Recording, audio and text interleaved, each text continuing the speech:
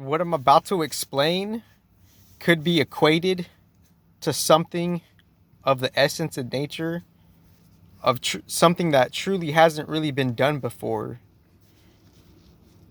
And what that particularity is grounding the understanding and hopefully eventually the soul action and the soul belief and the soul origin point where we could comprehend how things have been working, and from both big polarities of positioning from wherever spirit really is and wherever we really are in our material deaths, because within different frontiers of a neutral 16, there could be frontiers and leverage to the balance of how things are sustained, because how things are sustained, there's a secret order and balance underneath all things. It's just that for whatever reason we're branching out, forgetting and experiencing based on our own accord, aside from the 16 parallel neutral genetic main genetic families most respectively. And that could equate to like a different directional access in a different original space. So what I'm about to say right here is like, it's kind of like it's never really been done before, but what specifically conveying and transmitting something of an intelligence and a knowledge on how to sustain the soul and perhaps even the material body. So that's the thing that's never been specifically done before, simultaneously amidst us having the chance, the small window within this material reality to gain the bearings of how things are actually working, the actual particular grounded knowledge on how things are already a thing. Because like, if you catch on to a trend, it still has been happening longer. It's just that it's new to us. So like and it's not necessarily like what tradition's doing what, because there's a similar neutral code and a resonance matching to how something was already been used, And here's just a crude example of that,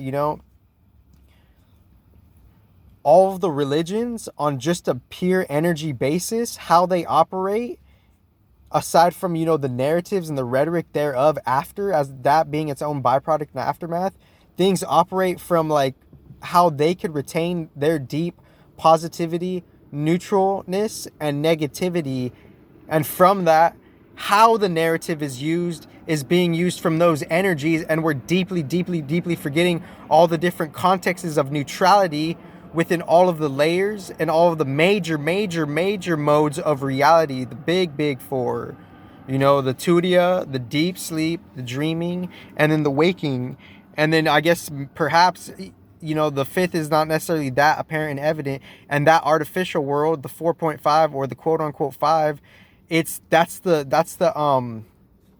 Mercury and Saturn. That's the matrix. That's the surface level reality of the matrix code. That's the most material surface level depth. And then slightly before that is like, this play and this narrative of Mars and Venus. And then slightly before Mars and Venus, the sun and moon kind of like are the energy reserve of how the sun and moon go like in and out of their like main cycles, because the context of binary star could vary based on what planets are establishing themselves as an epicenter per the mode of reality and the layer of reality. So that's like, obviously that's to dispel more confusion, obviously, but we don't necessarily know like how things are operating, or maybe we could have, but somewhere within the solar system and certain parts of the galaxies, for whatever reason, there's pockets and fields and clouds of amnesia per the real material spatial area within the galaxy.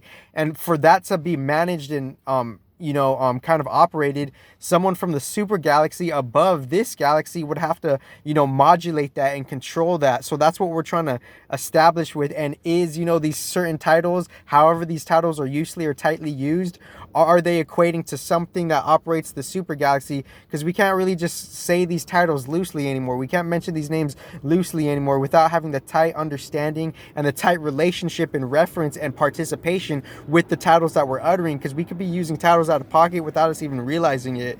And that goes to respectively neutrally every religion, because we're already interpreting it through fragmentation. We're not seeing the allegories of it, because within every religion that you could think of, Islam, Sikhism, Hinduism, Buddhism, Christianity, Catholicism, you know, all this crazy African tribal shit, all these secret like islands across all the continents that could be even savage and have like, you know, like deep Neanderthal and Zoroastrian roots, and before that and before that and before that, is they all have influences of one like main energy family, and that one main energy family, all the planets are in all of the religions, and but all the religions are like kind of mentioning their energy in like either an allegory, a subtle way, or just a lesser way.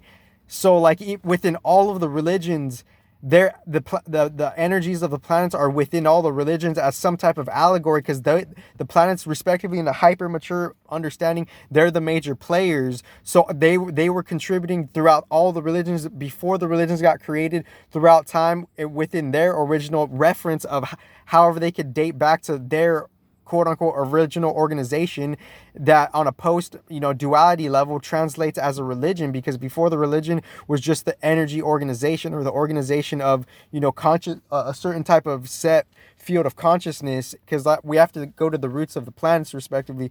So what we're barely realizing is how all of these religions are operating. We've been participating with them in big duality, participating with their, you know, their rising, and how like the just the energy seasons come and go, day and night, day and night. You know, there's a mini micro season within each rising and falling, going to sleep, going to rising up. And excuse for any like intellectual, like kind of like, you know, the context of intellectual like cringe or something, you know, not like necessarily like a circumstantial social cringe, you know, just like it's so much like intellect. It's like it's like a different type of, it's a whole different type of cringe. But it doesn't have to be that either, because in the end you have to take responsibility for everything you're transforming, because that is spiritual maturity. But anyways, so we're barely finding out the understanding that we've been majority operating with the duality aspects of everything. Every religion, every concept, every industry, every category, we're operating on the human material operation field of dualities, good, bad, this, that, with everything. And that's just our, you know, forefront compartmentalization duality processor, and we could overdo it with nuanced polarities within nuanced polarities, which means like everything is of a polaristic nature. And like on like an extreme level, because that's how things get individuated. That's how every, you know, concept and subject and even molecule gets individuated and individualized. That's how every atom and wave and particle get individualized, by it going through different, you know, filters of creation, maintenance, preservation, and transformation. But like what we're barely beginning to understand is we don't have to operate on the duality, you know, energies and the narratives of the dualities of the religions, because each religion has its good and bad. You cannot deny that, my friend. And if you deny that, my friend, then you're just you're in one variation of yourself. You're just an ostrich putting its head in the sand. But like without the proper balance, the proper association, the proper, you know, energetic relationships, which is obviously in the toughest end. If you're out of balance with certain energies, then eventually going back inward, you're going to have to balance yourself with all the energies. No matter how much you hate someone else, or no matter how much you love someone else, you have to balance all of the relationships so you don't suffer on the outside. But like, and what if like on one instance, it could be easier said than done, you know, just on that one anomalistic like instance. And within that one anomalistic like instance, this is it. It's never been done before, because the clarity is so multifaceted, multidimensional, and pristine in the logical forefront, most respectively. And what it's saying is we're barely shifting from duality to a new modern non-duality. And I've been talking about this for like quality production wise, caking nearing 7 years now, crisping, simmering, brewing it. Let's see the battery. And within that, it like, so there's like more stuff that's not necessarily known, but it could be known.